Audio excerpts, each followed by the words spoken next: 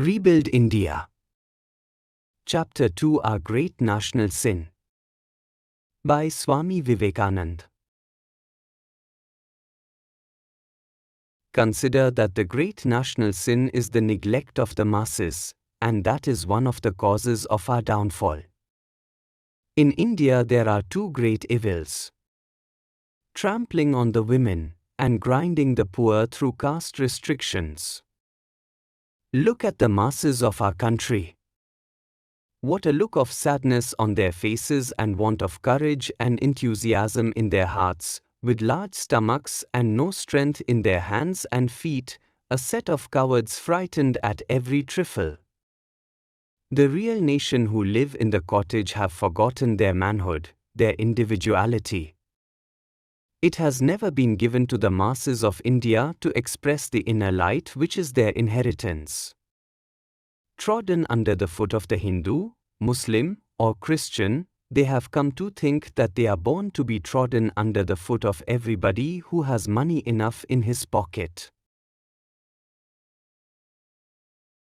Those uncared for lower classes of India, the peasants and weavers and the rest, who have been conquered by foreigners and are looked down upon by their own people, it is they who from time immemorial have been working silently, without even getting the remuneration of their labors.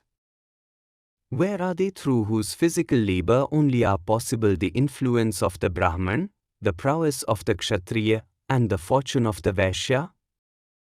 What is their history, who, being the real body of society, are designated at all times in all countries as base-born?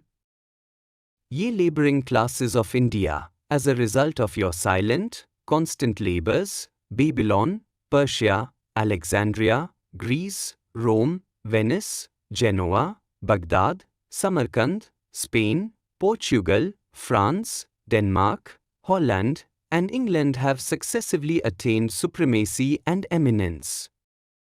And you, well, who cares to think of you? Engrossed in the struggle for existence, they had not the opportunity for the awakening of knowledge. They have worked so long uniformly like machines guided by human intelligence, and the clever educated section has taken the substantial part of the fruits of their labor. In every country this has been the case.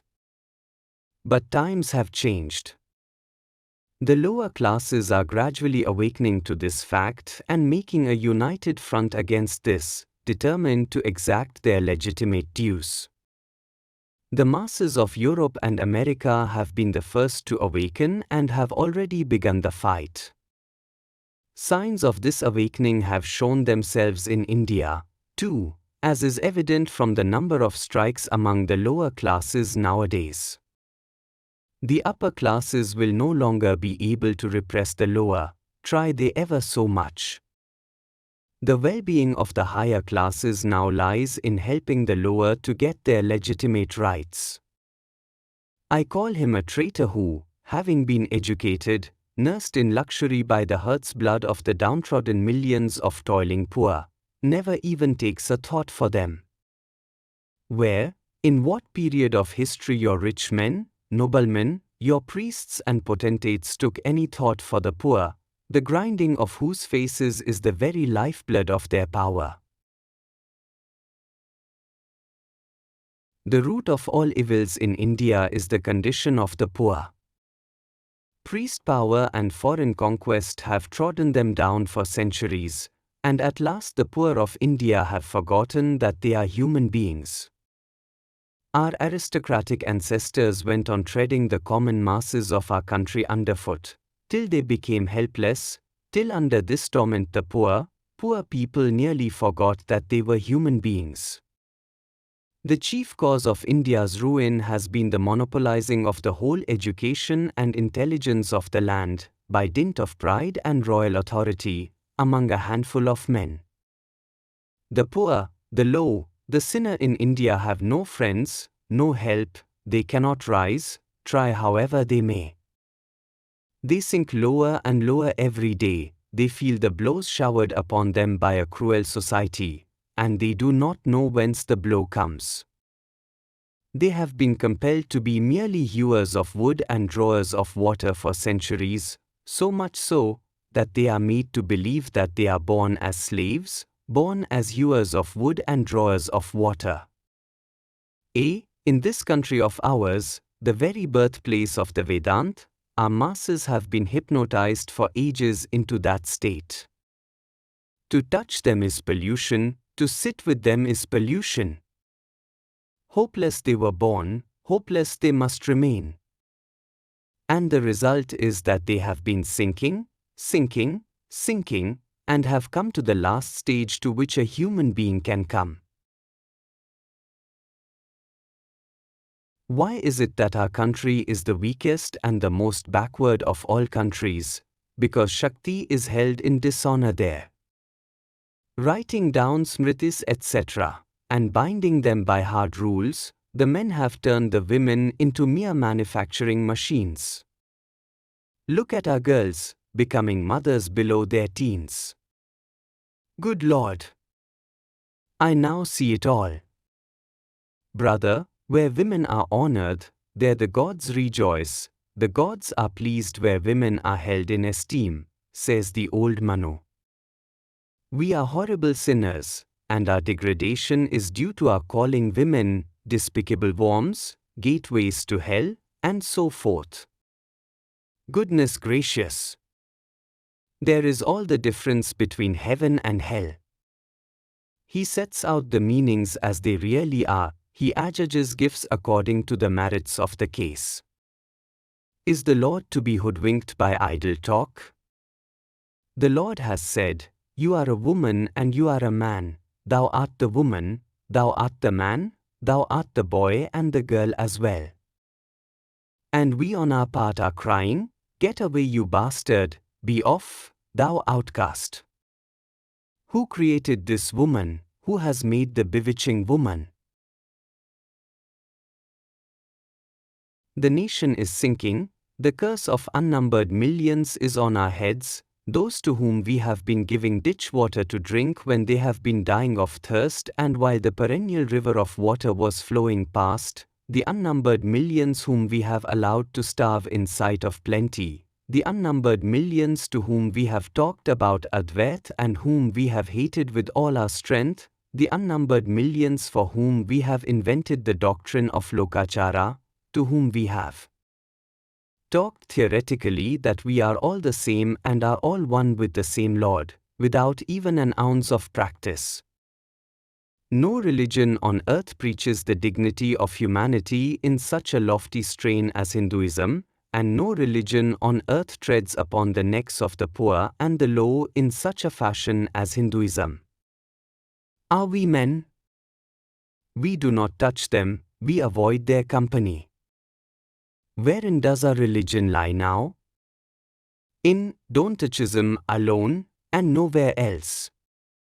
When, O Lord, shall man be brother to man? In religion there is no caste, caste is simply a social institution. Religion therefore is not to blame, but men.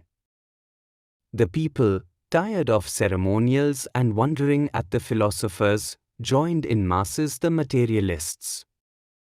This was the beginning of that caste question and that triangular fight in India between ceremonials, philosophy, and materialism which has come down unsolved to our own days. That we have fallen is the sure sign that the basis of the Jati Dharma has been tampered with. Therefore, what you call the Jati Dharma is quite contrary to what we have in fact. First, read your own Shastras through and through, and you will easily see that what the Shastras define as caste dharma has disappeared almost everywhere from the land. What was the cause of India's downfall? The giving up of this idea of caste. As the Gita says, with the extinction of caste the world will be destroyed. The present caste is not the real Jati, but a hindrance to its progress. It really has prevented the free action of Jati, i.e. caste or variation. Every Hindu knows that astrologers try to fix the caste of every boy or girl as soon as he or she is born. That is the real caste, the individuality, and Jyotisha, astrology, recognizes that. And we can only rise by giving it full sway again. This variety does not mean inequality, nor any special privilege. Every frozen aristocracy or privileged class is a blow to caste and is not caste. Let Jati have its sway, break down every barrier in the way of caste, and we shall rise. Those who say that if the ignorant and the poor be given liberty, i.e. full right to their body, wealth etc., and if their children have the same opportunity to better their condition and acquire knowledge as those of the rich and the highly situated, they would become perverse. Do they say this for the good of society or blinded by their selfishness? Priestcraft is the bane of India. Can man degrade his brother and himself escape degradation? Can one injure anyone without injuring himself? The mass of Brahman and Kshatriya tyranny has recoiled upon their own heads with compound interest, and 1,000 years of slavery and degradation is what the inexorable law of karma is visiting upon them.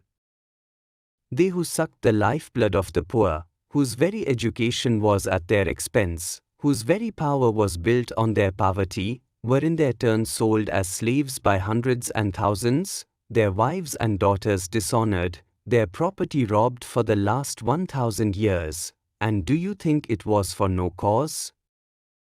The masses who comprise the lowest castes, through ages of constant tyranny of the higher castes and by being treated by them with blows and kicks at every step they took, have totally lost their manliness and become like professional beggars. They pay for our education, they build our temples, but in return they get kicks. If anybody is born of a low caste in our country, he is gone forever, there is no hope for him. And come and see, in Travancore, the most priest-ridden country in India, where every bit of land is owned by the Brahmins, nearly 1/4 has become Christian. Just see, for want of sympathy from the Hindus, thousands of pariahs in Madras are turning Christians. Don't think this is simply due to the pinch of hunger, it is because they do not get any sympathy from us. Why among the poor of India so many are Muslims? It is nonsense to say they were converted by the sword.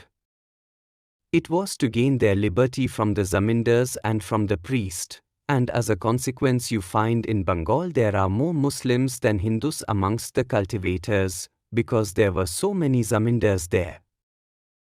Who reduced the Bhangis and the Pariahs to their present degraded condition? Who is responsible? And the answer comes every time, not the English. No, they are not responsible. It is we who are responsible for all our misery and all our degradation, and we alone are responsible. It is the Pharisees and Sadducees in Hinduism, hypocrites, who invent all sorts of engines of tyranny in the shape of doctrines of Paramarthika and Vyavharika. There is a howling cry that we are very poor, but how many charitable associations are there for the well-being of the poor? How many people really weep for the sorrows and sufferings of the millions of poor in India? Are we men? What are we doing for their livelihood, for their improvement? We speak of many things parrot-like, but never do them. Speaking and not doing has become a habit with us. What is the cause of that? Physical weakness. That physical weakness is the cause of at least 1/3 of our miseries.